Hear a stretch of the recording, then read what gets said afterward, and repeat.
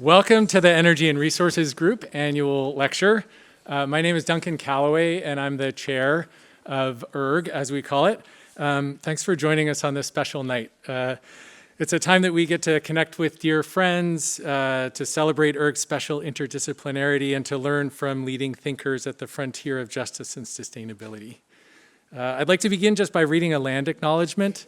I'll be reading these words from a page, but I hope you know that I speak them with sincerity. UC Berkeley sits on the territory of the Hachun, the original landscape of the Chochenyo-speaking Ohlone people, the successors of the sovereign Verona Band of Alameda County. And this region continues to be of great importance to the Muwekma Ohlone tribe and other familial descendants of the Verona Band. I want to recognize that every member of the Berkeley community has and continues to benefit from the use and occupation of this land since the institution's founding in 1868. And consistent with our values of community, inclusion, and diversity, we have a responsibility to acknowledge and make visible the university's relationship to Native peoples. As members of the Berkeley community, it's vitally important that we not only recognize the history of the land on which we stand, but also that we recognize that the Muwekma Ohlone people are alive and flourishing members of the Berkeley community and broader Bay Area community today. I want to recognize that these words were co-created by the Muwekma Ohlone tribe and the Native American Student Development Center at UC Berkeley, and I encourage you all to learn more about the Ohlone and their efforts to regain federal recognition, preserve their culture and language, and repatriate their ancestors' remains. I'd also next like to offer a note of gratitude to the Roth family, who have supported our annual lecture for many years. And to say thank you to our new group manager, Yasasha Riddell, who brought this event together with incredible skill and grace, and with all of our other ERG staff who've contributed to making this night happen. Okay, so I'll get to the main event in just a second, but I want to just take advantage of having so many friends of ERG in the room just to do a brief update of where we've been in the last 12 months, since many of you were at our last annual lecture. So that last annual lecture was part of our 50th anniversary, the big event. We had over 250 alumni here. Many of you are here again tonight. And everybody returned to campus for a weekend that included the annual lecture, a keynote from our founding faculty member, John Holdren, live music from ERG's house band, the Noisy Neighbors. Many of you remember dancing hard that night. The energy was really extraordinary, and it was an amazing community moment for me and I think many others. And there were surveys following, and the responses were pretty clear that ERGies want more connection, a stronger network, and more ways to drive change together. And I want to thank Zach Burt, our new president of the Ergen Alumni Board, who is now steering a new engagement strategy committee. We also, in the last year, we celebrated Dan Kammen's incredible career at ERG as he bid us farewell for a new job on the East Coast. He's joining us again tonight. We can't resist coming back, of course, like once an ERGie, always an ERGie. And we're also gearing up to send off Professor Meg Mills-Navoa and Isha Ray, who is retiring, and I'll give you more on that in just a minute. But we've also welcomed another extraordinary incoming class of master's and PhD students and celebrated another accomplished class of incredible graduates. As you all are sure aware, federal and global news has obviously given us a bit of pause with so many events that aren't aligned with the ERG stated mission. But I will say that our administration at the university, including our college dean, David Ackerley, have not wavered in their support of our program. There was a 10-year academic program review that concluded in the last academic year, concluded in an extremely positive way, that ERG is intellectually strong and thriving, and this was really a genuine validation of a difficult few years. The resulting support, it manifests in a number of different ways, perhaps most importantly in the authorizations to search for faculty. So this year alone, we were actually participating in 3 separate faculty searches. We've read over 600 applications, and we're interviewing 2 more in the coming weeks. So we are now in the process of making some offers. I will stay a little quiet about what's happening until everything is buttoned up, but I'm going to have some pretty good news for you, I think, in the near future. Okay, so let's talk about Isha just for a moment. So our annual lecture is a chance to hear from a speaker who represents scholarship, practice, and activism that we think embodies an aspect of our mission. And tonight is particularly special because we get to celebrate the remarkable career of Isha Ray, who joined ERG's faculty in 2002 and is set to retire at the end of this academic year. So the way that tonight will go is that Isha will get the first word with our traditional annual lecture. So she's not teaching this semester, so we can think of this as her last lecture on the Berkeley faculty. When she concludes her remarks, we'll do our standard Q&A. And I can't resist reminding many of you who have probably been in qualifying exams with Isha that normally it went the other way, where you got the first word and then Isha got to ask you questions and decide if you're qualified to be a PhD candidate. So I was tempted to say, maybe we should decide, is Isha qualified to retire? But I thought that that might cause us to overlook her incredible career and answer no as a way to keep her around ERG for a few more years. Okay, so that will be the traditional annual lecture format. But tonight will come in two parts, and we will get the last word. So we have queued up a number of ways that ERGies, both official and honorary, will get to reflect on Isha's incredible career, and this will be something of a little retirement party. And so I'll explain that later as the events unfold. So I've already been talking a long time, and I want to keep my remarks brief, but I'll just go ahead and say a few things just to finally cue up Isha. So Isha Ray works at the intersection of water, sanitation, and health with a special emphasis on gender and development. And so to be clear, Isha is not a follower in this field. She, 20 years ago, was bringing together ideas of gender and water in ways that many people scratch their heads about. Why would you do something like that? And now it's quite standard. And Isha is broadly recognized for her contributions to bringing this field to this point. So she, for example, serves as the lead consultant on UNESCO's World Water Assessment Report. She's the commissioner for the Lancet Commission on Water, Sanitation, and Hygiene. Isha often also says that ERG changes people in ways that you can't predict. And I think that she speaks from experience because to my own satisfaction and benefit, I'm an energy nerd. And Isha now, if you read her CV, she says that she has research interests in energy and society, which I think surprised her when she wrote that on her CV. And a number of her recent advisees have gone on to faculty positions working in this space. It would also, before I finish up, it would be a mistake not to mention that Isha is quite simply just a master in the classroom. So she makes excellent educators look pretty average.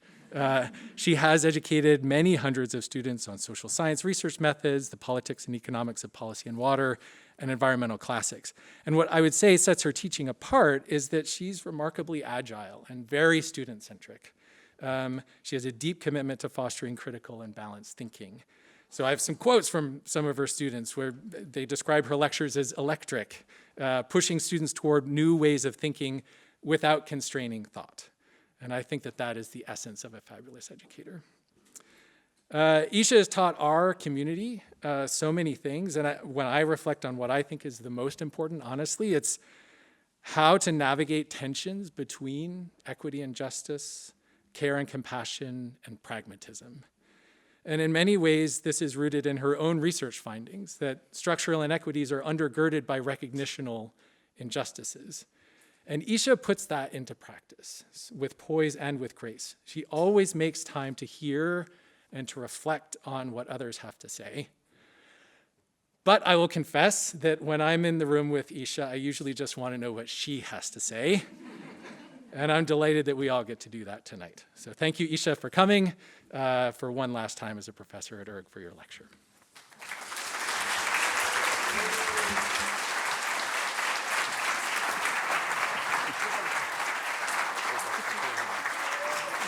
That would be awesome.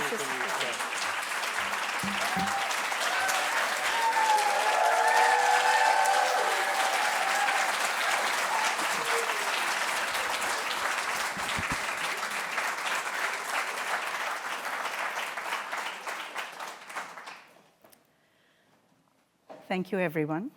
Thank you very, very much, Duncan. That was a lovely beyond kind introduction, which I shall now have to struggle to live up to, but I shall do my best.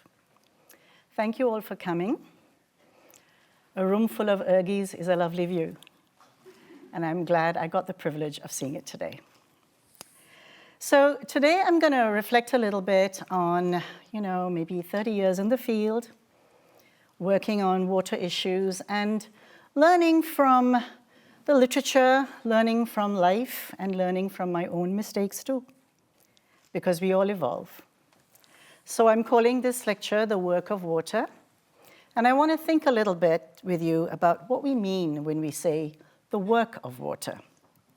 Here is the outline of my talk. All good classes, begin with telling the students where you're taking them, so they're not surprised. So what is this talk about? I'm going to talk about the nature of water work, much of which many of you will know, but as a way to set the stage. I'm going to talk about how women and girls do most of the water work. This also many of you know, but there may be aspects of water work that are some things you haven't always thought of already. And that's in addition to the amount of work that women in low-income communities and middle-income communities have to do anyway. So water work is atop that work. And we need to think about that work too when we recommend that they do X and Y in the search for safe, better drinking water for their families. They're also very often, it's a bit painful to say because this is something that I have also done, I have to tell you. They act like unpaid research assistants to us in our research work. And I'm not completely sure that we deserve that or should be taking it for granted the way we do, but we do. And I'm going to talk about why all of this matters. Why does it matter? Why is it not just a description? And then, with a little bit of nervousness, I'm going to talk about what possible ways we can make progress and design water systems in work alleviating and work reducing ways. That one a little bit tentatively because we don't have that much work done on this, but maybe that's a good direction for us to think about going. So let's get started. So fetching is the worst aspect of water work, and it is also the most well-known. About 1.7 billion people, that's roughly 20% of the global population, are still living in families and households where water has to be fetched, sometimes short distances, sometimes long distances, but it has to be fetched. Okay? And we'll just point out that not only is that a time drudgery and a time poverty, but it causes pain and fatigue and distortion of the spinal column and all kinds of other kinds of stresses and strains on the human body that we don't fully know how to count. I mean, in part because we haven't tried all that hard, frankly, but we don't fully know how to count, but we know it's there. But beyond fetching, there's other work that is water-related. So for example, if your water is not of potable quality, then you're encouraged to treat the water at home using multiple low-cost methods and devices. And this chart comes from work that Katia Cercomilli, Amy Pickering, and I did together. And it shows you what the manufacturers of these approaches and devices ask households to do to make their contaminated water uncontaminated so that it is safe to drink. Okay, so this is straight from the manufacturers, and you can see that there's a little bit of work involved in all of these methods. The boiling is the most common method, pretty much very ancient and still the most common.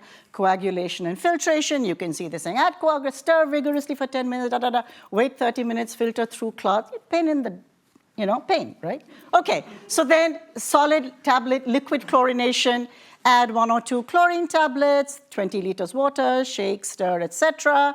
Wait 30 minutes. Ceramic filters, which people who have used generally like to use, but you have to pour the water, wait for the gravity to flow, etc. The average rate of flow is not very high, as you can see. So if you're a large family, it's going to take a minute, for the water to fill up for your daily use and then collect the water in the storage vessel. The point I'm trying to make is that water work goes beyond collecting and fetching. It goes beyond provision. There's water work to be done and promoted with varying degrees of enthusiasm where pipe-treated water is not delivered to your home, but it takes a little labor once the water is in your home, and I want to point that out because this is something we sometimes miss when we say low-cost methods. It's low-cost in some ways, but it's not low-cost by all metrics.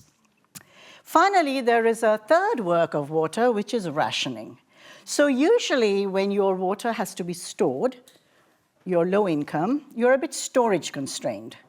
You don't have 100 containers in which to store your water, and you don't have the floor space to store 100 containers anyway. So you're a little bit storage constrained. On top of that, if you actually have to share a tap, which is a very common way of getting tap water in low-income urban neighborhoods, many of you have probably seen this in your travels or where you've lived, collectors often have to hurry because there's a long line behind them. So people are getting anxious, like, okay, how long are you going to be? Come on. Are you not done? Are you not done?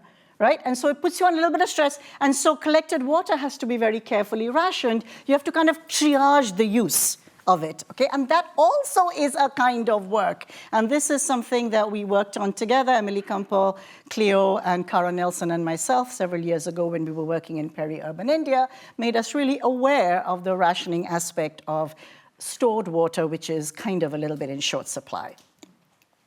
So now who carries out the water work? So overwhelmingly, in developing countries, it's women and girls. So mainly women and mothers in the data that we have from Tanzania, from National Sample Survey in Tanzania. And as you can see from here, it takes them about, on average, I mean, there's a lot of variation. So this is an average, national average, about 1.3 hours per day. If you add to the mother's labor children who are between 10 and 17 years of age, okay, then that's another average 1.3. This is average. Obviously, if this is in Dar es Salaam, even if it's a low-income neighborhood, the tap's going to be at the, the street corner. You won't take 1.3 hours, but this is average for rural and urban Tanzania combined. So this is a pretty big workload to be carrying out on an average daily basis. And then if you're in an urban location where waiting times are typically a little bit smaller. Walking times are also smaller, and this is from our work with Zach Burt in 2018 from peri-urban India, where mainly women had tap water, but a lot of water systems in Latin America, Asia, and Africa are intermittent. They're not running 24/7 continuously pressurized. So they run for a few hours a day. So you still have to wait. Right? You still have to wait. And our calculations from that study show that the women were waiting about 30 hours a month, which is not the same as 1.3 hours a day, but it is definitely not zero. So there's work to be done, and this work is very much carried out by the women and the girls in the household. What about water treatment? This was provisioning. Now what about water treatment? Water treatment, I'm focusing on this a little bit because as researchers, which is how I spend most of my adult life, many research initiatives are in the space of water treatment. Like once you have your water, how do you clean it up so you can drink it safely, okay?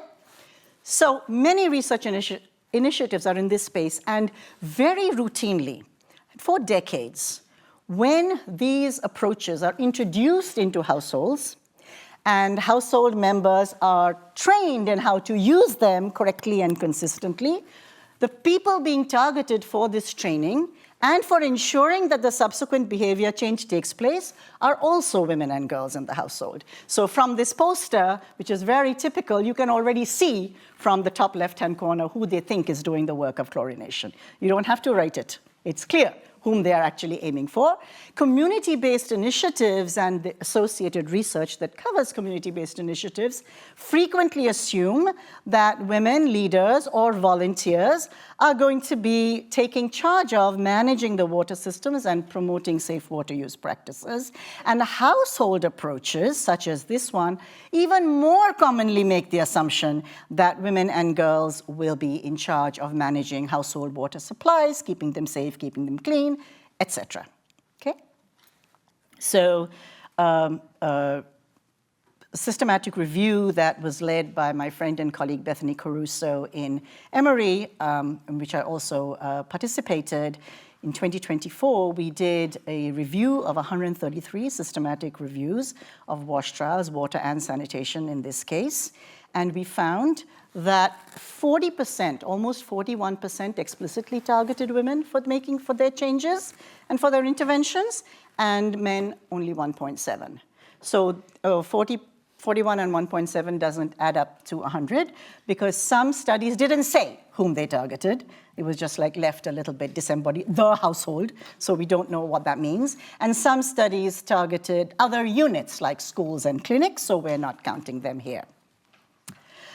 All right, so here's an example. I'm being a little bit critical, but I want to say that I was not, immune from some of those criticisms myself, particularly in my earlier years, when I was learning more from the literature than from life, let us say. Community-based UV disinfected water systems in Mexico. This was our study. This is Fermín Regadas's project from several years ago now. Cara also was part of it. Jack was part of it. So disinfected water was made freely available. Nobody paid to anybody who would collect it from schools and clinics. They were open all the time, so they were, completely accessible. And the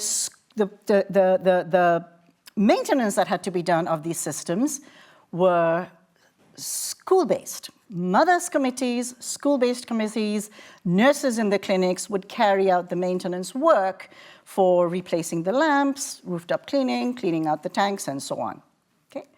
They didn't do it, as I recall, with extreme enthusiasm, but it was left to them to do it. And women leaders had to explain to those communities who showed interest how the UV lamp works, why it's better to use the UV lamp and drink disinfected water as opposed to straight from the river or stream. And in our study, we did not count the cost of women's labor. We did not count its time. We certainly didn't consider compensating them. And I think I wouldn't make that mistake today. But this was 2008, so you have to forgive me. What else are low and middle income women responsible for? What else? What else is going on? Okay. What's the baseline burden? Because I've showed you what water work takes, but all of their work is not water work. There's a boatload of other work going on at the same time, right? The same day. So here I'm giving you just examples from two countries, Tanzania and India, where I have worked frequently and returned quite often. So from time use surveys, we'll cover time use surveys in a second, by the International Labour Organization, we find that domestic work and care work, meaning caring for people who are sick. So domestic work plus caring for sick people. In the India average is 297 minutes per day per woman. And for men, 31 minutes per day per man. And the Tanzania average is 238 minutes per day per woman. And for men, 64 minutes per day per man. So we can see the large amount of this work at home, the baseline burden of the workload, on top of which we are asking for the water work, right? The baseline burden is quite high for women in low-income communities, and about 30 to 50% of the total work time is unaccounted for, as we know from studies of time use diaries. But in fact, time use surveys tend to underestimate workload because what they can't catch is work that is done simultaneously. So simultaneous work means you're doing your ER 102 homework and you're eating an apple, okay? But that is not extremely difficult to do because you can eat the apple more or less mindlessly, okay? Of course, I'm assuming you do not do the other one mindlessly, but the apple can be eaten mindlessly. All right. However, when you're doing this kind of simultaneous work, right, you're cooking and you're watching your toddler. You're weeding and you're breastfeeding your baby. You're doing your laundry and you're supervising children's chores. This is a photograph from Bangalore where the woman's laundry is behind her. You can see that she was doing the laundry before she had to pause to talk to me. And she's holding on to this child's hand because she doesn't want him running off here and there out into the street, right? So time use diaries don't actually fully cover the workload of daily life. And from Mulanathan and Shafir, we have this lovely expression where they say that workload and poverty together create what they call a bandwidth tax, which is severely limited coping capacity with anything more. Okay, so let's bear that in mind. Severely limited coping capacity with anything more. Now, how do water researchers account for this time use portfolio? And I'm speaking now specifically to those communities where I've worked the most: public health, development economics, development engineering, environmental engineering. There are many disciplines in the social sciences that aren't as meddling as our disciplines are. They're kind of critical social sciences, but here we are, we're in the meddling disciplines, including me. You're not telling people, you should do this, you should do that, right? You should not do this, you should not do that. Okay, so these meddlesome disciplines are where I've spent most of my life, and I'm addressing them now mainly because I know that literature is the best. Okay, plus they seek to make change, okay? That's the other big danger. So now, in this situation, how do we account for that portfolio of time? And even if we don't account for that portfolio of time, how do we account for the time needed for water collection, if it's relevant, if they have to collect, the proposed treatment that we suggest, for the decisions they have to make in allocation, and for any kind of proposed behavior change that we want them to undertake in order to make these safe water systems work? Okay. In general, we don't account for it. This is the broad truth. We don't account for it. Okay? So in the study that I talked about a minute ago, the 2024 review, we found that of the 133 trials that we covered, including both water and sanitation, 3 out of 133 reported the time burden of interventions from the part of the participants. Okay. 13 reported some compensation. And 10 reported using gender norms. What do I mean by gender norms? It means that they tried to encourage women to do what they wanted them to do by invoking tropes of shame, honor, what does it mean to be a good mother, who is a super madre, this sort of thing, in a way, leaning into these sorts of gender norms that already exist in these societies. Invisible labor, of course, is not unique to water research. Adaptation studies have also found this to be invisible. This Johnson et al. Paper is one where Meg Mills-Novoa is also a co-author. And Annalise and I have also done work on cooking energy, and we find very much the same thing, that the time burden that women spend are not included at all. Even when authors are aware of unpaid labor, we don't always know how to account for it. So this is actually a nice project led by Yoshika Kreider and Sarah Marks at EVAG. It was inline chlorination in the common tank in Nepal. So you can see the black structure. The chlorine goes in there so the households don't have to individually chlorinate. So it automates one part of the treatment system, right? And it relieves that burden, okay? So the water was still stored, but only for 2 days because it was very close. Storage containers, of course, still need cleaning out. We calculated the cost of chlorine to be $0.06 to $0.9 per cubic meter. The cost of monitoring chlorine levels, because someone has to check the tank to see that it's getting monitored, that the levels aren't falling, were roughly the same, but women's labor time we valued at 0. This was a time to 2022, which was no longer 2008, so I was already slightly wiser. And I asked for this data.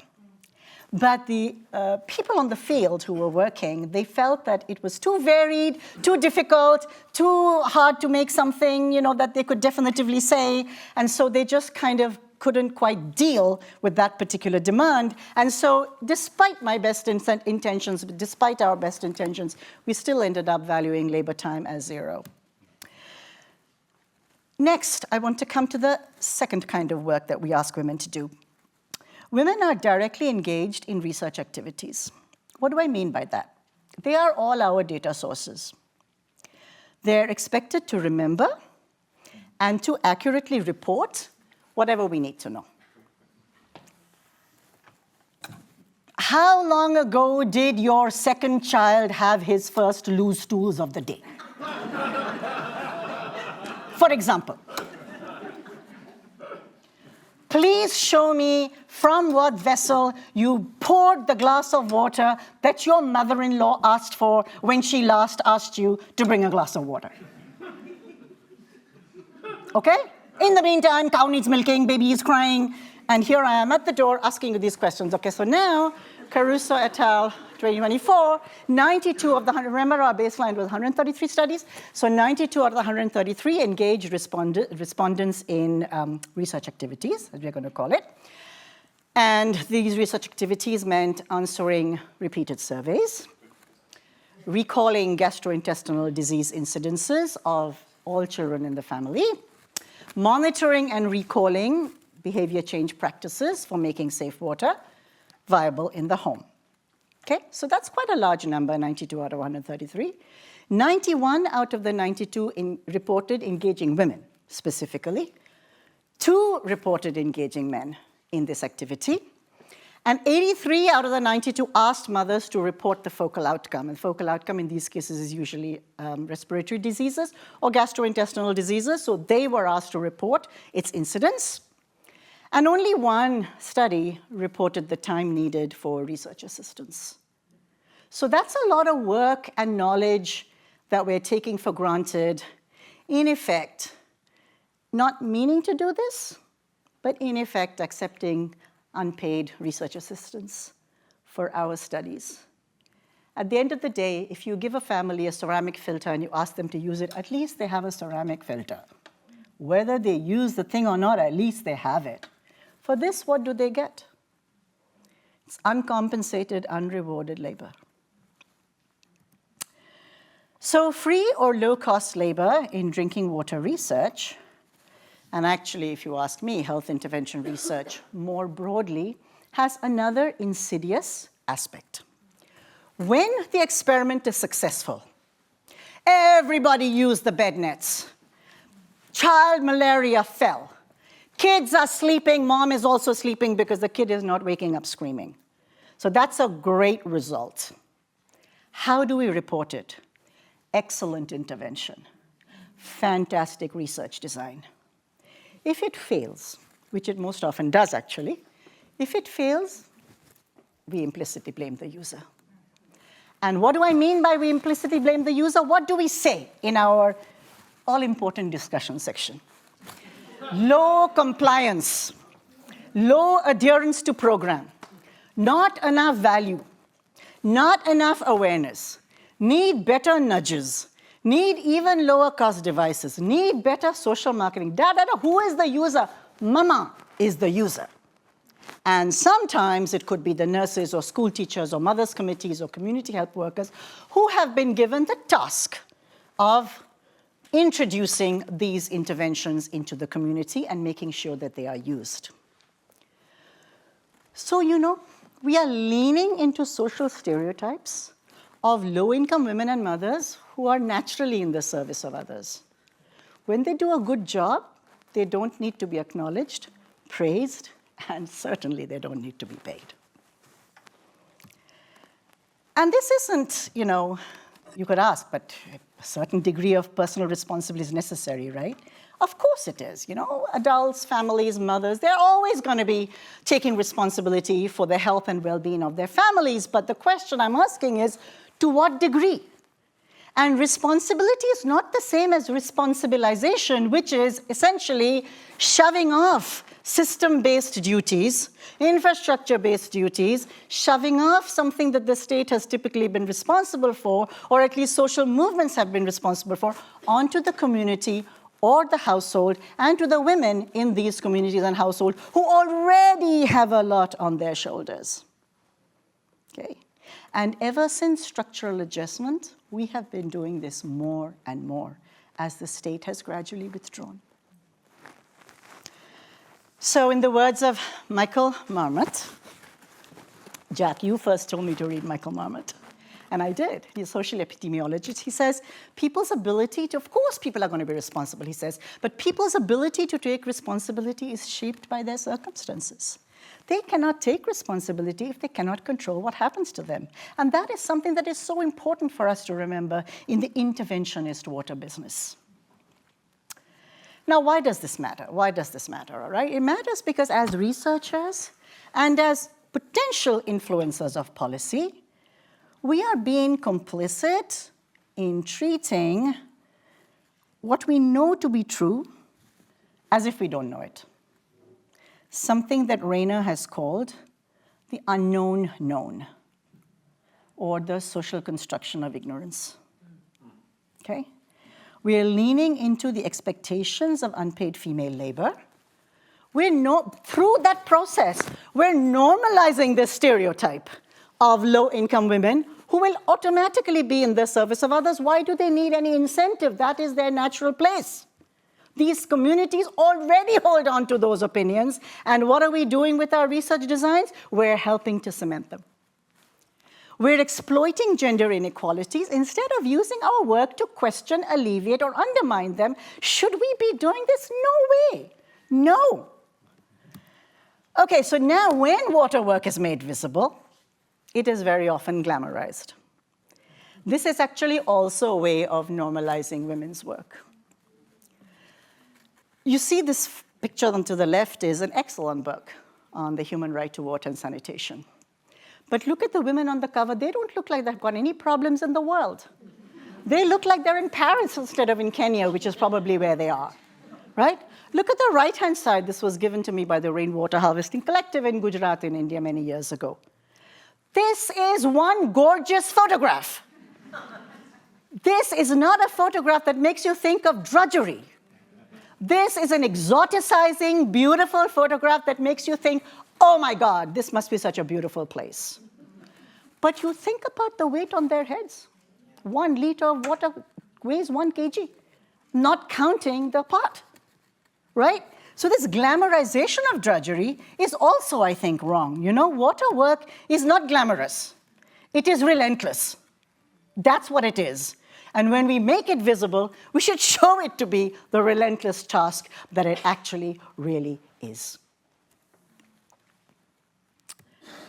Who benefits from this normalization?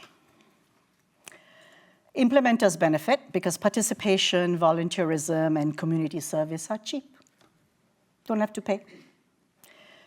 Tech developers benefit because they can promote these low-cost, apolitical solutions to challenges of infrastructure, finance, and distribution, which are actually quite political in their nature.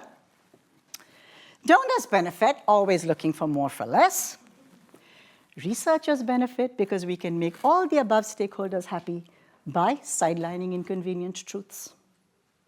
Everybody benefits except the women whom we are questioning. Everybody benefits except the women whom we are trying to help, right? And don't forget, the bottled water companies also benefit because they have expensive, carefully rationed water, but it does alleviate workload. Let us not forget that. It does alleviate workload, which is part of why it's so popular, even though it is so expensive. So what does this mean for interim services? We have to ask this question, right? Because tomorrow, everybody's not going to get a system like Berkeley's system, all right? So we have to think, okay, what does this mean? What am I going to argue here? I'm going to say it's a good question because there's lots of approaches already, you know, that are either inadequate or they're expensive or, you know, but they kind of exist. There are lots of water vendors, there are community-based systems in operation, household treatment, boiling, bottled water. We've gone through some of that. So some of these already exist, you know, in order to alleviate a situation which is not otherwise being alleviated by the infrastructure system. We're not going to dismiss these. We can't dismiss them. We need them for right now, at least in some cases. But they're not the basis for an adequate and affordable water services because, honestly, they're not services at all. They are not services at all. So now let's come to what imperfect or unequal systems are at least on the pathway to universal services. Now, the next 4 slides I'm going to offer with a degree of trepidation because there's a lot to critique about them, a lot. But I'm offering them not as answers, but as thinking points or how to get started with what they do well so that we can design better, less uneven, less imperfect systems that can do the things that they do well. Okay? So no hissing.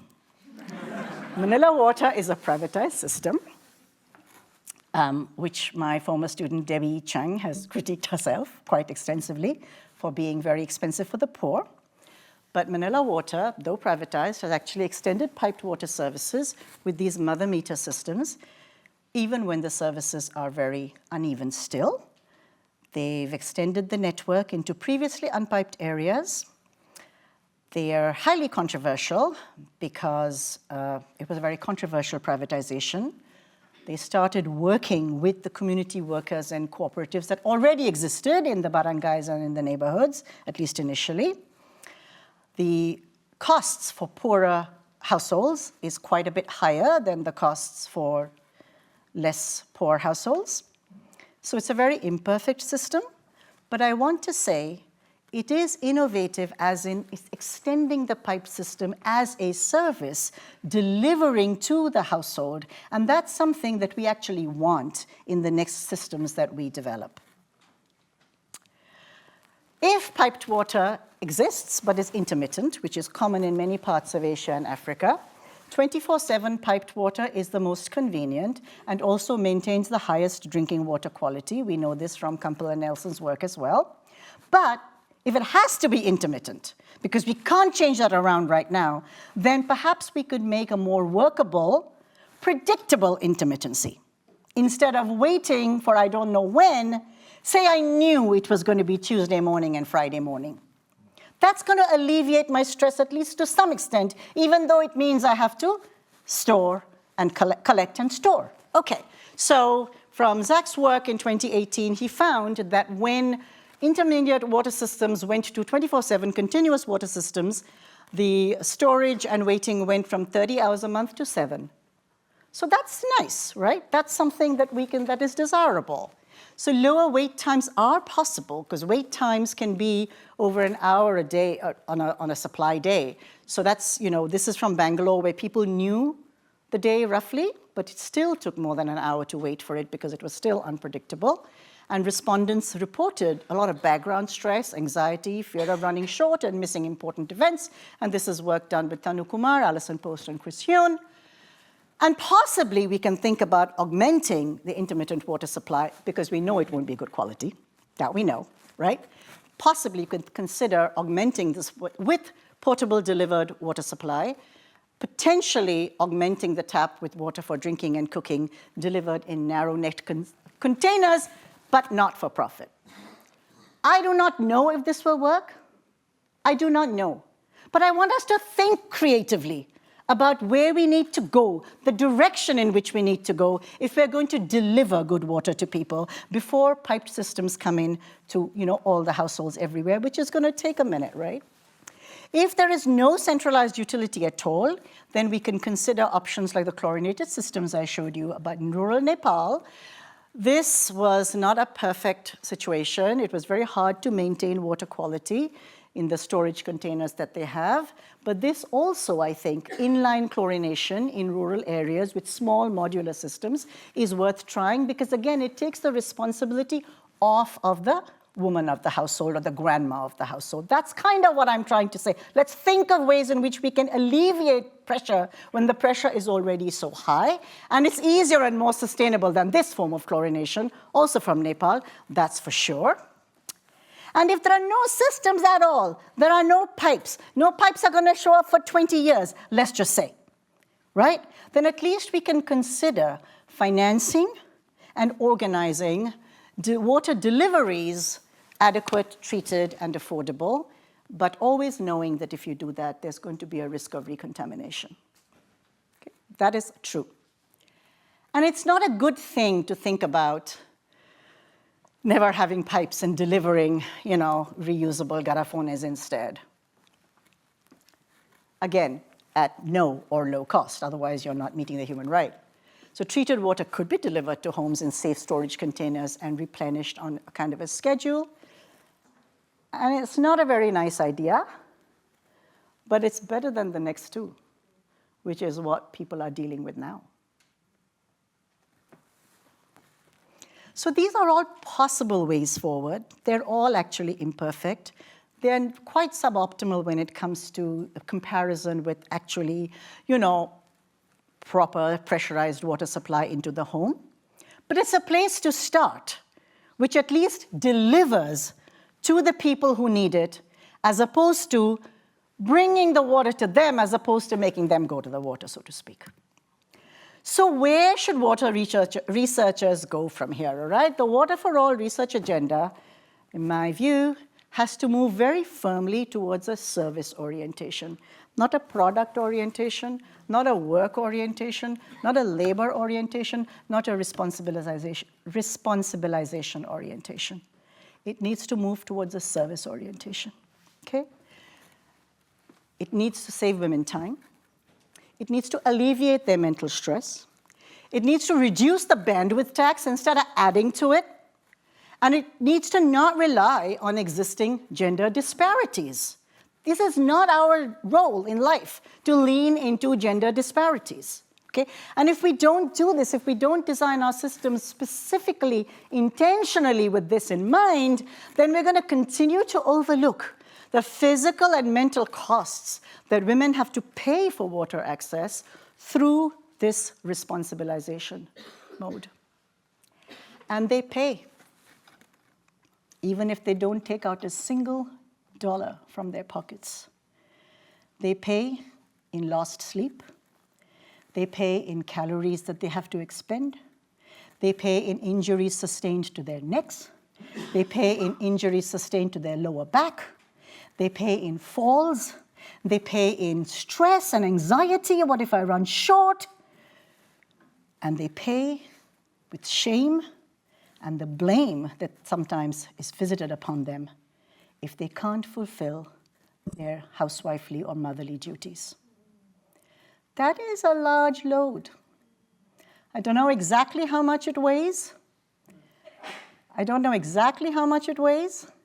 But I'm thinking it's a heavy load on their shoulders, not counting the weight of the water they have to carry.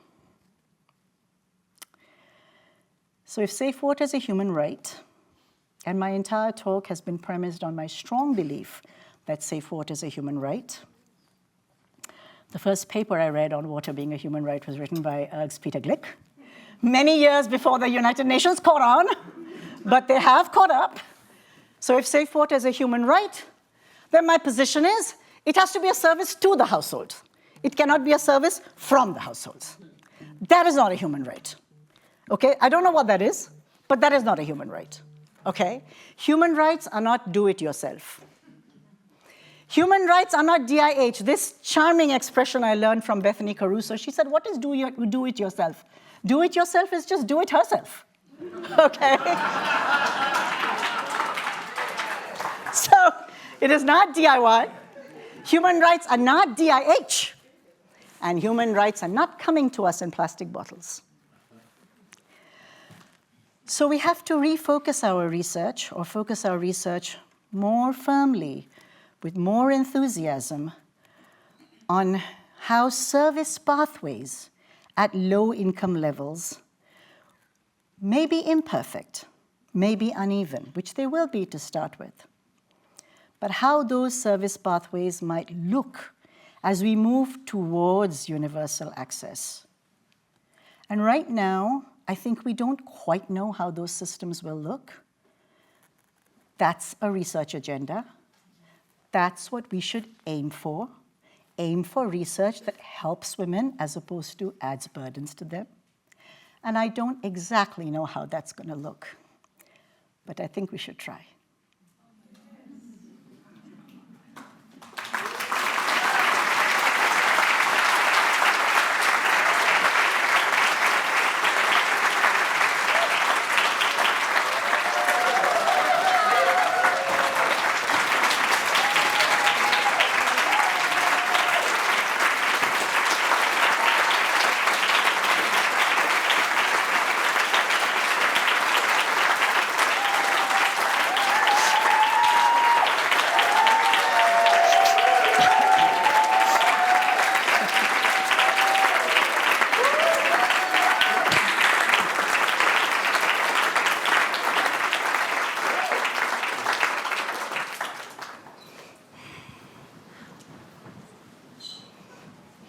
We have time for questions. Lynn.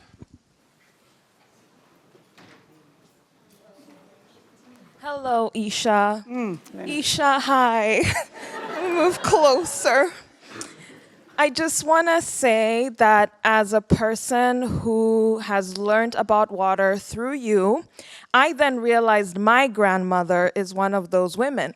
And I just want to say that the bar for women is so low that you guys asking them those questions, as stressful as they are, they've never had the opportunity to talk about it, including from me. I don't ask my grandmother, where did you get the water for your farm? A lot of that, I've realized as a growing up person, alleviates the stress that you're talking about on that last page. Their husbands are not asking them. Their husbands are coming home and saying, food isn't ready yet? Yeah, where's the dinner? Where's the dinner? So I just want to say thank you. I know that we're not doing enough, but I really want to thank researchers that are working on this work. I want to thank you, Isha, profoundly. Those are years of, for me, it's something that I'm dealing with now where I'm like, she's never had the opportunity to talk to anyone. And like sometimes even just talking to someone about the fact that, yeah, oh yeah, you're right, I was going to get water. It was this far. I don't remember. All of that I think is really helpful. And I've seen that personally from my own grandmother. And so thank you for that. But I know there's more that needs to be. Nolan But makes thank a you, good thank point. You make a very good point. You know? It is true. It is true that nobody asks them about these daily things, maybe except researchers like us. And that's possibly an advantage that I didn't think about. So thank you for pointing that out. Isha, you said that you were not, the researchers. Yeah. So you said that you were not compensating, the water researchers were not compensating the women who actually gave you all the data. But has that changed? Have you, are they being compensated now? I mean, not as of 2024, that I can say, not as of 2024. There's only that would one have or been two who have an income, ever right, considered for it. them? That It is an income for them. It is an income for them, for sure. So no, I don't think it has actually changed, but I think people are becoming a little more conscious and a little more aware, and I hope it will change. But right now, I would say that is very much not the norm. Yeah.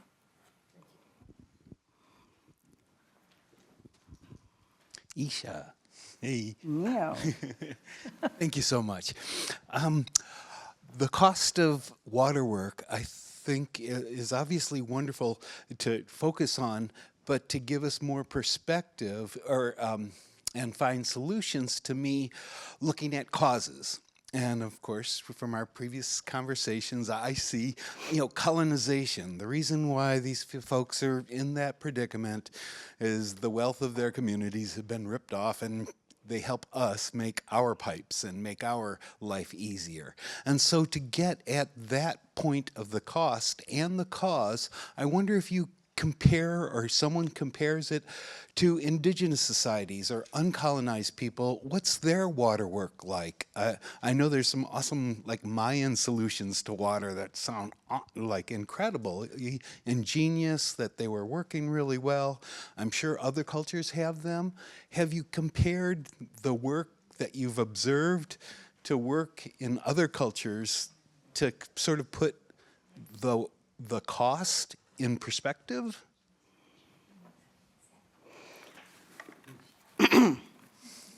See, Neo, you and I have disagreed very often, and it's very mean of you to bring this up in public now. I definitely do not appreciate it. You've done it to But I me will very try. effectively. I will try. So first I want to say that many traditional or indigenous communities were not at all gender friendly or gender sensitive. That's the first thing that we should put out there, right? They might have been, but they very often weren't. In many situations, in maybe not the same indigenous communities that you've worked in, but in many rural communities I've been in with the struggle for water, many NGOs, I found very often, not always, there's no one decolonized way, right? This is a very vast area. I found very often that women were more willing to put pressure on the state to come through with their responsibilities. Then they were willing to put pressure on their traditional communities because they couldn't think about what their communities had done for them lately, right? And so we can't, have this. I hate talking to Neo, okay? I hate it because I hate it because I find myself saying things that are making me sound like a closet colonialist, which I am not. I'm telling you now, I am not. But I think that we mustn't, I'm not saying you're doing this, but I worry about there being a kind of colonized, decolonized, indigenous, piped kind of binary, which I don't know whether in this current world, for better or for worse, that's a world that we've got, I don't know whether we can really sustain those. I definitely agree, and I'm thinking the research that you've done, it could be done in indigenous communities to put numbers on it. Yes, it could. I mean, I feel like I might not immediately have standing for that, but why not? Perhaps so. Perhaps standing isn't something you're born to, you can earn it, right? So. Isha, thank you so much for this powerful talk. What rattled me in your description of DIH makes me reflect on the other flip of the coin in developed economies, like here in the United States. I work in regional water systems, and one observation I've made over the years is that this is a very bro-y world in the US or many Europe or other developed economies. If you go to the American Water Works Association meeting, lots of guys in there. And I would love your insight to reflect on this. Does this reflect how labor is perceived in developed economies, or is it another reflection of gender disparity, or do you consider that progress, or the antithesis, All right, so or the opposite of progress? I understood. So there are a couple of ironies here, right? One, I'll give you a quick anecdote from my own life. I also worked with a lot of bros when I was a PhD student because they were all irrigation engineers around me in India, and they were definitely bros, right? I mean, they were very nice people, but, they... And I would come around 10 o'clock. They were super people. I would come at 10 o'clock. I would join them. I would be walking with them to the canals, looking at the valves, looking at the discharge rate, looking at the crops, just like they were. I would show up maybe 10 o'clock in the morning. Oh, here is Isha. Did you bring any snacks?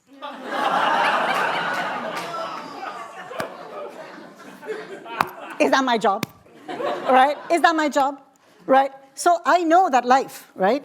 And the irony of what you're bringing up is, women are taking so much responsibility for water work, but not at the upper echelons where they're paid professionals. Even in the US, in utilities, maybe 13-14% of the top CEOs in utilities are women. In the recent World Bank report on water and utilities and women, many countries reported lower than 10% of their professionalized population were women. So, women are responsible for safeguarding and monitoring only when it's unpaid, it seems, right? So, there's a lot of ways in which to address this through engineering education being more welcoming to everybody because you have a certain kind of professional training. It starts kind of from your college years or maybe even earlier. And then, of course, the workplace itself. The problem is it's extremely difficult to be like the first top sliver of women in a very male-dominated sphere. Once there's a critical mass, you can do more. Can you imagine if there's one woman in a board meeting, there's like 9 guys around her, how much is she going to speak up? So this is a slow process, and I would say that in developed and developing countries alike, I don't think the utilities have not played a very equalizing role with the same strength, perhaps, that they might have been able to. As opposed to ERG. Isha, thank you. Every time I hear you, I learn something new, and it's always wonderful. Thank you. As you know, the Sustainable Development Goals are aimed at 2030, and I think, as you would probably agree, we're not going to meet the 2030 targets for water and sanitation and hygiene. No. presumably, there is ongoing discussion about what to do post-2030. The goal for water has always been safe, accessible, Correct. affordable. Correct. And I'm wondering if you have thoughts about how this work can be integrated into the next idea of affordable. Yeah. Affordable, of course, is not just the price of water, but it's No. exactly what Yeah. you're talking about, and whether you have thoughts about that. I do think that we have to think on two metrics, Peter, a money metric and the time metric. I don't think we need to convert one into the other, but I do think we need to think about both, the money metric and the time metric. You know, you cannot wait for some deep underlying social transformation before people get water, I think. I wouldn't risk that, right? I think it is very important to think about affordability in the context of what else is essential for that household, because you don't want safe water right to be gained at the expense of other very critical rights. So it's always important to think about the cost and think about that portfolio, which functions as the denominator, you could say, for the affordability ratio. And the same with time. We have to think about what else they have to do and what else they must do or feel they must do before we add to their burden. But really, ideally, when it comes to water, because I so much believe that it is a human right when it comes to safe drinking water, I think from 2030 to 2050, 2055, whatever we decide is going to be a more realistic timeline, because 2030 is already yesterday. I would like our systems to move as much as possible towards delivery to the home, delivery to the schools. That's my bottom line, really. Affordable, treated delivery. If through pressurized pipes, hallelujah. If not through pressurized pipes, some other way for now. But we have to establish the norm as delivery. That's the bottom line. Otherwise, it is not a human right.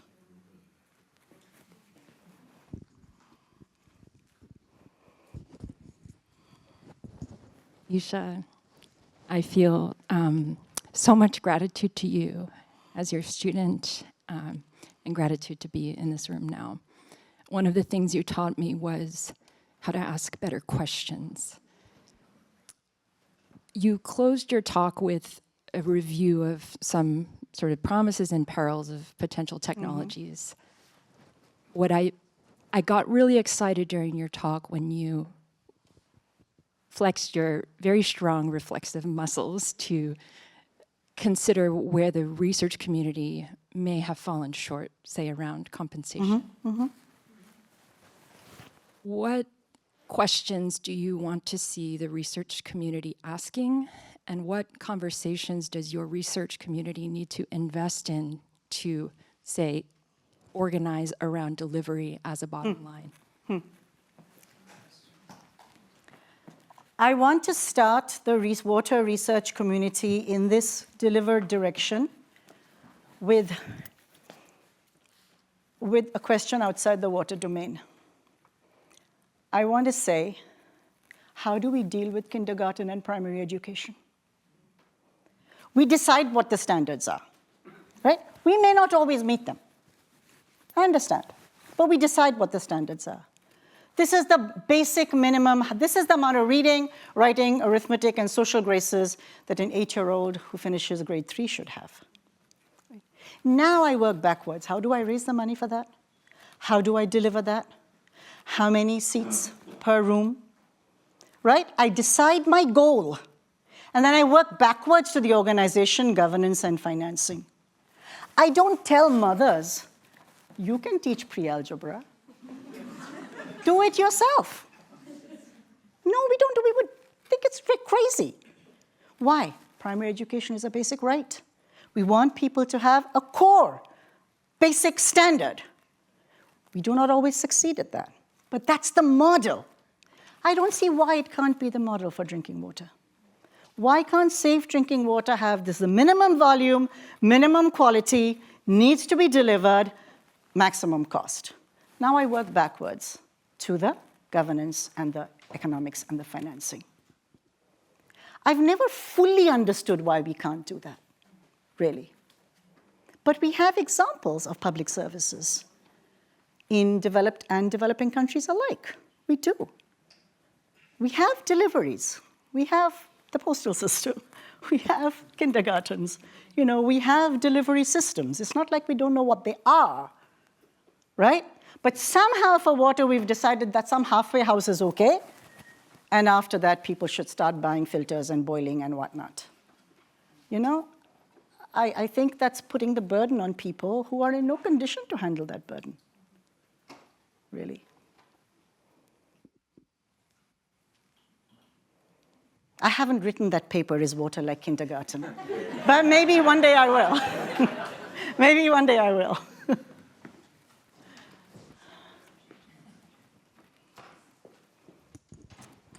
Thank you, Isha, so much for your talk. I felt like I was watching an episode on Netflix and wanting to move on to the next episode, but there's none. So you know, the struggle for social reproductive labor, that to be valued, that's been a fundamental struggle for feminists for decades. And so we have like the Wages for Housework campaign in the 70s. Even the time use surveys are meant to kind of quantify the work that women do. But I'm trying to, this is something that I'm also thinking about and struggling with, but I'd love to hear your thoughts of, can we value women's labor, reproductive labor, only when they're quantified, only when they're compensated in monetary terms? Is there a different way of valuing their work? This is not enough of an expertise of mine as it might be of yours, but I think that I think we have to find a way of validating and valuing women's labor that is not monetarily compensated. Maybe even by just in our mental margin, thinking, well, what would the replacement cost of that work be? You know, what would it be? If I didn't cook dinner and I had to go to Domino's Pizza, what would that be? Not paying them that, but raising its level to some visible level, you know? I don't think I have a really good answer to your question, Eugen, you know, but somehow I feel like directly monetizing every little chore that anyone does for their children or their nieces or nephews or whatever doesn't quite seem to be the direction we need to go in either, you know. Yeah. But that's not a good answer, and I'm sorry. Yeah. Isha, in your glorious career, can you recall maybe 3 or 4 key examples of progress in this kind of work on water health and gender and sanitation that you think can be tangible examples that we can work forward with?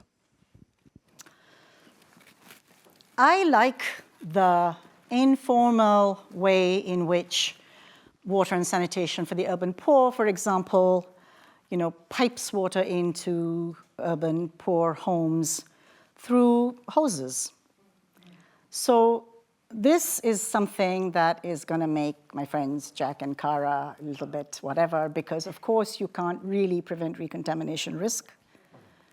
But I'm going to have to tread a little carefully here. I mean, it's terrible to have bad water and have, you know, E. coli and all that bad stuff, you know, don't get me wrong. But very often, households just need more water. You know, they don't want it to be horrible, but they need more water. They can't be rationing carefully the small amount of perfectly unrecontaminated water in a narrow-necked container that they've got. That's not how they live, right? They have to wash their hands. They have to wash their babies' bottoms. They have to wash down the buffalo when it's too hot. You know, they have to sweep out their kitchens. You know, they have to. There's a lot of laundry, there's a lot of work of water that is beyond that very pure drinking level. And I think that these more informal, spaghetti hose-like structures at least help with the quantity, even if they undermine the quality to some extent. And I'm pro expanding the quantity and bringing it to the household. So that's definitely one example I can think about. The other is, and this is, again, not a good solution, but in the Central Valley, where there's a lot of arsenic in certain communities, and the communities are very low income and haven't really been able to pull together the resources, the funding, the management expertise, the technical and managerial capacity that they need to, to take care of the arsenic or to alleviate the arsenic problem from the groundwater. In many instances, the state, our state, the state of California, delivers huge amounts of drinking water and domestically usable water to their doorsteps and then replenishes it every week. You don't have to use that for your dishes or for showering, but for cooking, drinking, brushing your teeth, you can. I don't think anyone likes the idea of bottled water being delivered in perpetuity like this, and I don't myself. But at least it alleviates a problem that I see so often. At least it alleviates a problem.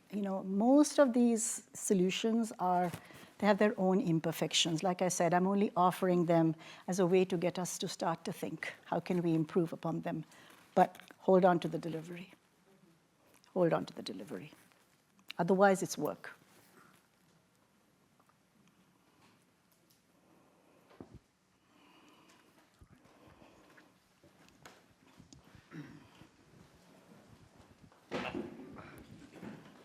Hi, Isha. Thanks so much. That was beautiful.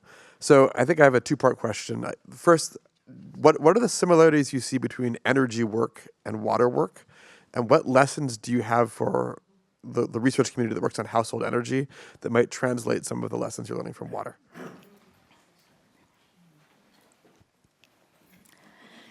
I'm slightly worried that the household energy research community might be going down the same path in some ways. Certainly the last paper that Annalise, who must be here somewhere, and I worked on together on women being used as not used, women being, considered to be data collectors, doing the work. Of course, they always do the work of cooking, so maybe, I don't know how much you want to count that as an add-on, but certainly the data, certainly the monitoring of their children's health and their own health, all of this, that is indeed significantly left to the women of the household. And I think it's also true, there's another thing that is also true. I really like children. I have to kind of feel I have to justify that before I say what I'm going to say next.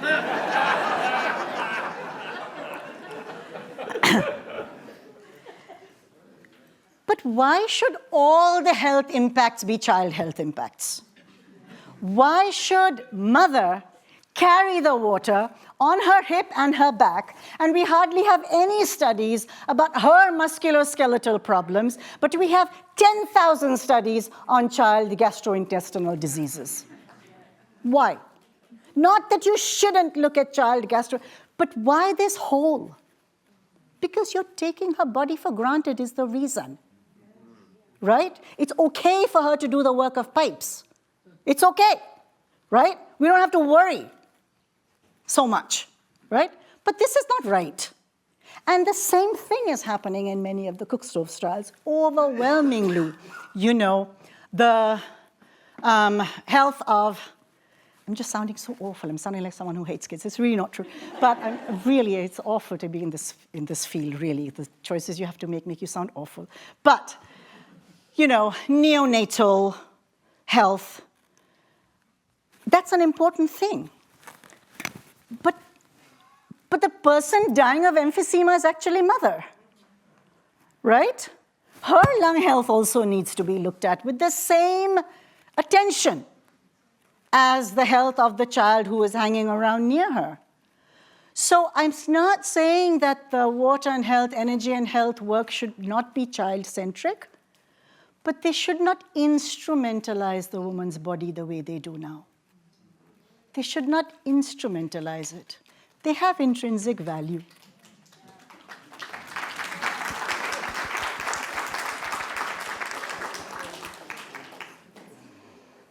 Okay.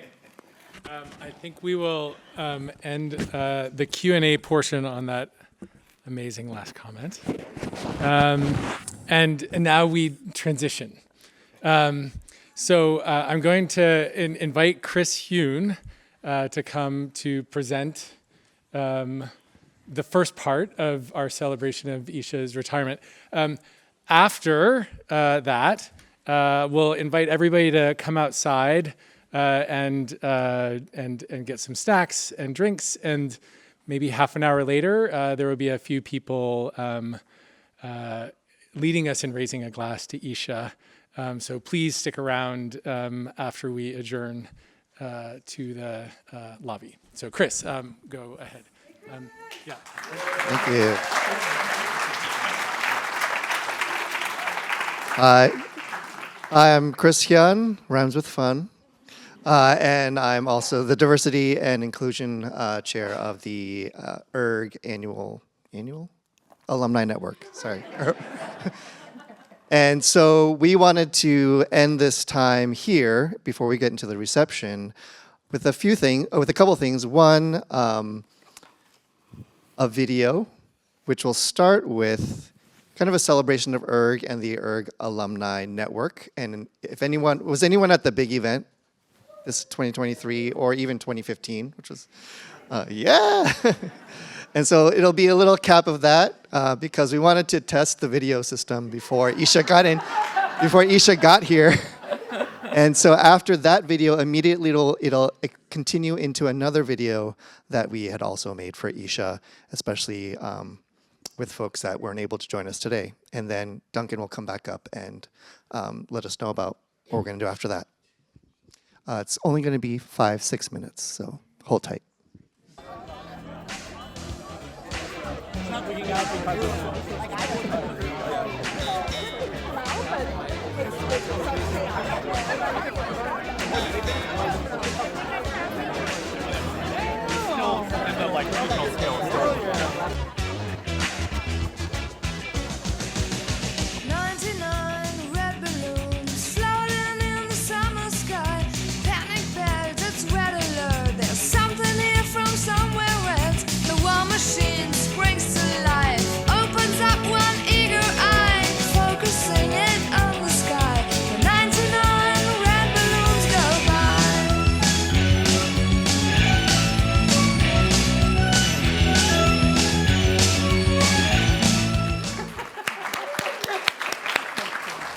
Hi, Isha. Hi, Isha. Hi, Isha. Hi, Isha. Hi, Isha. This is Renata Andrade, and I was your first PhD student back in 2006. So thank you. I'm deeply, profoundly grateful for all the guidance you provided. I feel deep pride, in the personal milestone as part of the beginning of your mentorship legacy. Congratulations, Isha. I'm forever grateful for your wisdom and your wit and for all of the great memories we have laughing and learning together. Congrats. Congratulations, Isha, on a meaningful and impactful and important academic career. Thank you for showing me what academia and what a professor can be. Insightful and profound, funny and warm, feminine and loving. You're an unforgettable professor, mentor, and person, and I'm so grateful that I got to walk alongside you for a while. Enjoy this next chapter, Isha, and thank you. Thank you, Isha, for all you did to help me find my voice, and for all the love and wisdom you dedicated to her. Congratulations on your retirement and for this next chapter. I can't wait to celebrate you in person soon. Congratulations, Isha. You were my first contact at ERG, and you really inspired me to be an ERGie. I pray that your next phase of retirement is full of joy, rest, and happiness. Hi, Isha. Congratulations. Thank you for everything you've given us. I cannot wait to see what you do next. Congratulations, Isha. Thank you for being a brilliant, wise, and deeply caring mentor. Wishing you all the best in your next adventures. Congratulations, Isha. Thank you for all that you do. You're an absolute inspiration on all things water and social science research, and it's been an honor to be part of your Water Group Plus. Congrats. Congratulations, Isha!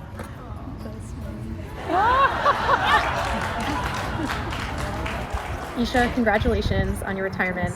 I know the whole community is really going to miss your presence. I really can't think of anyone that has more power and persuasion in the classroom or as a mentor that you do. And I'm so grateful for everything that you've given me in my career and our time together after that. Isha, thank you for inspiring me from day one and for being such a remarkable mentor and advisor. Sending you big hugs and excited for your next chapter. Hi Isha, congratulations on such an impressive career. We are going to miss you so much here at ERG, but we are so excited for your next stage. Cheers from all of us. The Isha effect. Hi Isha, thank you. Thank you for agreeing so many years ago to serve as my dissertation chair. And thank you for your unwavering support, teaching, mentorship, collaboration, and above all, friendship. Wishing you all the best for your retirement. Isha, thank you so much for everything you've done for the ERG community. You are an indispensable part of it, and we will miss you, but we're also wishing you the best retirement. You deserve it. Isha, congrats. We all know that academia, and certainly Berkeley, is going to be a little bit less stylish now that you're retiring, but I couldn't be happier for you. Isha, I wish I could be there in person to congratulate you. You've had such a big impact on my life. I'm so excited for your new phase and can't believe that the Berkeley chapter is ending, but I know it comes in good timing, and your impact in my life has been huge, and I look forward to our continued relationship for many more years. Felicitaciones. I think of the hundreds of students and thousands of people that have been touched by your meaningful and impactful trajectory at Berkeley, Isha. Congratulations on your retirement, and I wish you the best. I send you a big hug and with my deepest appreciation and love from Mexico. Congratulations on your retirement. In this time, I hope you can travel a lot. And also eat great food. Drink lots of expensive wine, obviously. That you will hide away in your house, but we will find that wine. And we will have another water group post-retirement party where we will drink all of that wine. And we want to thank you for all that you've done for ERG and for us. Thank you for making me the rigorous researcher that I am today. And thank you for being a part of changing my life as I moved from India back to the United States and am now the policy maker I am today. And thank you for bringing us all together in all of the water group events and the socials that you have helped organize. And we wish you a great retirement. Don't forget us. Don't forget us, Isha. We love you.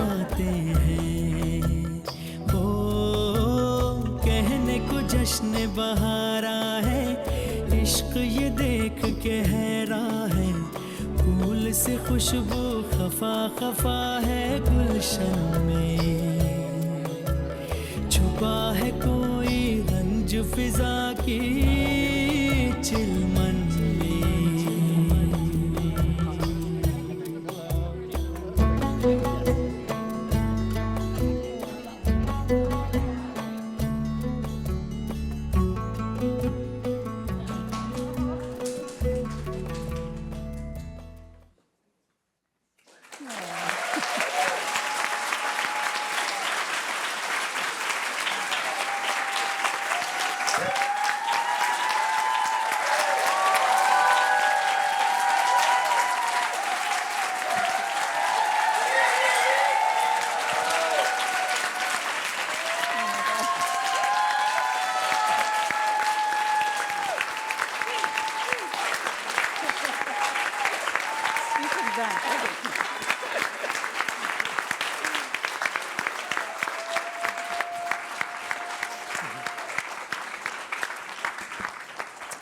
Okay, thank you, everybody. Let's adjourn to the lobby, and we'll get started again with a few more words in about half an hour.